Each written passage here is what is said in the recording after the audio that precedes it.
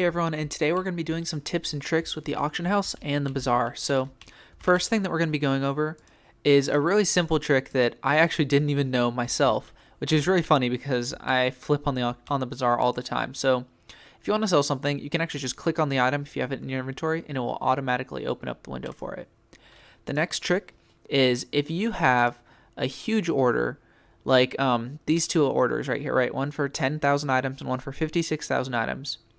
And you want to combine them, what you can do, like if this order was say partially filled 10,000 out of 70,000 and you want to get your coins back and put up a new order to buy more, what you can do is start a new order, say for a little more than the other one was, and then what you actually just end up doing is take this order that's filled and just insta sell to yourself.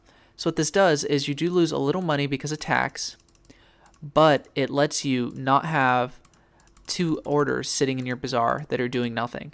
So like I'm able to sell all of this, and now when I'm done, I'm only going to have one order in the bazaar, and I'll have all the coins from this order that didn't quite fill back in my account, because you could just cancel it then. So now I have just one order for right here that's for 10,000, and then the rest will get filled. And just makes it a little more clean in between the auction house and or between your different orders. The next trick is insta buying items that aren't filling. So say you're trying to insta buy something, right? And the price is 212,000 coins.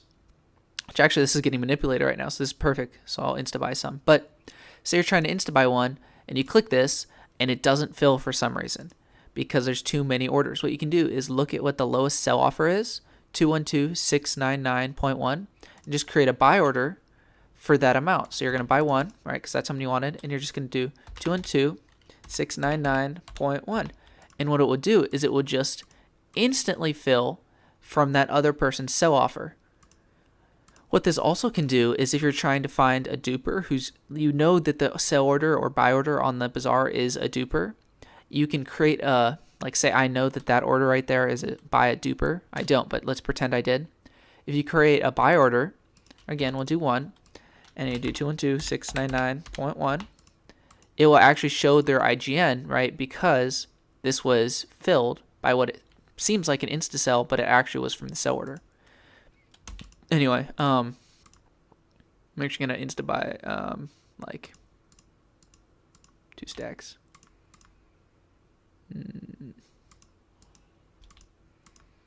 How many are left? And third thing, manipulating on the bazaar. Don't do what those people did and make it so you can actually tell what their orders are. If you're trying to manipulate on the bazaar, what you do is you place a ton of sell offers so you can't tell what the original price was just going down, and you drop the price down, and then you create a buy order to try and have people insta sell to you. So you see that 515 coin buy order? That was for people that you're trying to have insta sell. Now, if we go over to the auction house, the next trick that we're going to be looking at is actually not even a trick, it's just a guide on how you need to market manipulate. So say you're trying to manipulate something. The first thing you need to do is you know that you need to be able to control the market. That means you can't pick an item it's too big of a market for you to control. So say like if you tried to do aspect of the dragon, right? This, if you tried to buy them all out, right, and tried to bring the price of aspects of the dragon to say 1,000,000 coins each, right? The problem is if you started doing that, you would have to fight with everyone else that has their aspects of the dragon that would see that price and would start selling, plus all the ones that get brought in from dragon kills. And you actually would not be able to keep up with the market adding more to the economy, and you'd lose money on that transaction. So you need to do something that has fairly low supply and low demand, but enough demand that you actually get something filled. So everyone's seen Nolzy's Zero or Dirt to Hyperion series, right? And he liked flipping the Spider Slayer drop, right? That you have here. Actually, I have quite a few of them. The digested mosquitoes, because they're pretty rare. They're still a RNGesus drop, but the price drops off pretty high. So you can see here 500k, 500k, and then you see this jump to 1,000,000. So if you're going to manipulate, you'd buy all of these, right? I might as well do this for the video just to give you guys an example of how you manipulate. And you just keep bringing the price up. The problem with this is, again, you have to make sure that no one knows that you're doing it, and you have to try and sell enough that you make a profit. So the nice thing here is that these all are pretty much exactly at 500K.